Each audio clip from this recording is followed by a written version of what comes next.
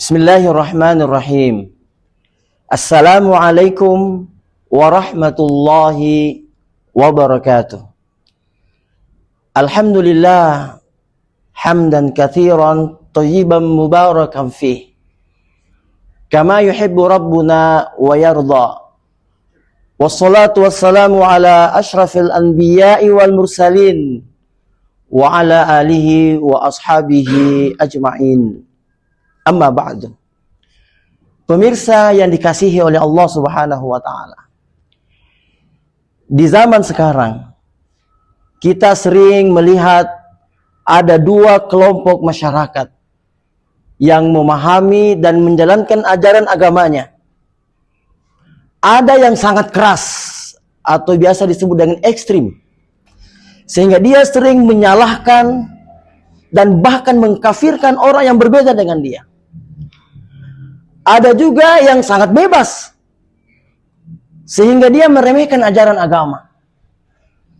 Nah, hal demikian akan melahirkan pertikaian dan permusuhan antara umat beragama atau antar intra umat beragama. Oleh karena itu, pendekatan pelaksanaan ajaran agama yang wasatiyah atau biasa kita sebut dengan moderasi beragama adalah jalan pertengahan, jalan tengah untuk mencapai yang namanya perdamaian dan kedamaian. Pemirsa, apa itu moderasi beragama? Moderasi beragama itu adalah sikap tengah-tengah atau sikap adil atau tidak berlebih-lebihan di dalam menjalankan ajaran agama. Sehingga seorang muslim yang moderat, dia tidak akan kaku dan tidak ekstrim, dan tidak pula meremehkan ajaran agama. Tetapi dia memilih jalan tengah, dia memilih jalan yang lurus, jalan yang telah dipilihkan oleh Allah Subhanahu wa taala. Dalam Al-Qur'an, hadirin atau pemirsa, Allah Subhanahu wa taala berfirman, "Wa kadzalika ja'alnakum ummatan wasata litakunu syuhada'a 'alan nas."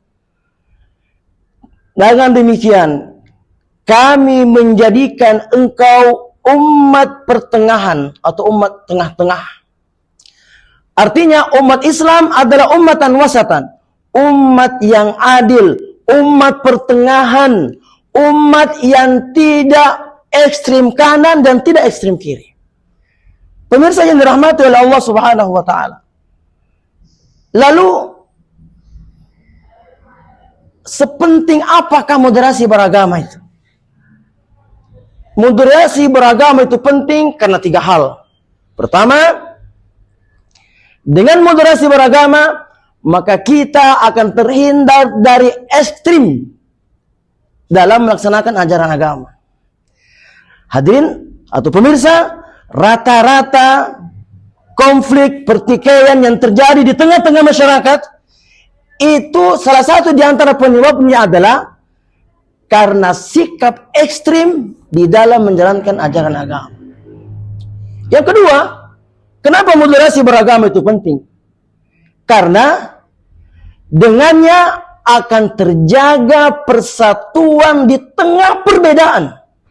Nah, kita tahu Indonesia, negara yang sangat kita cintai ini, keragaman itu banyak. Beragam agama di sana, beragam suku di sana, beragam tradisi di sana. Maka dengan moderasi beragama ini, maka kita akan diajarkan bagaimana toleran, bagaimana saling menghormati antara satu dengan yang lain, bagaimana saling menyayangi antara satu dengan yang lain, dan tidak menyebarkan kebenaran dengan cara yang arogan. Masya Allah. Oleh karena itu, pemirsa yang dirahmati oleh Allah Subhanahu wa taala, sebagai seorang muslim, seorang mukmin, maka menjaga integritas agama itu sangat penting.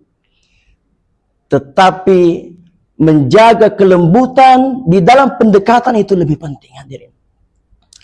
Oleh karena itu, kita sebagai muslim tidak boleh suka menyalahkan orang lain yang berbeda dengan kita. Kita harus menghormati perbedaan pendapat di kalangan para ulama kita. Dan kita tidak boleh melakukan kekerasan atas nama agama, dan kita harus mendahulukan dialog dan musyawarah. Pemirsa yang dirahmati oleh Allah Subhanahu wa taala. Oleh karena itu, mari kita jaga agama yang kita cintai ini. Kita tunjukkan kepada dunia bahwa Islam adalah agama perdamaian, agama kedamaian. Dan jangan sekali-kali kita biarkan dirusak oleh mereka-mereka yang memiliki sikap ekstrim di dalam beragama. Pelangi itu indah karena di dalamnya banyak perbedaan-perbedaan warna. Dan kehidupan ini juga indah karena kita banyak perbedaan. Oleh karena itu, perbedaan bukan musibah, tetapi perbedaan itu adalah rahmat dari Allah Subhanahu wa taala. Terima kasih. Assalamualaikum warahmatullahi wabarakatuh.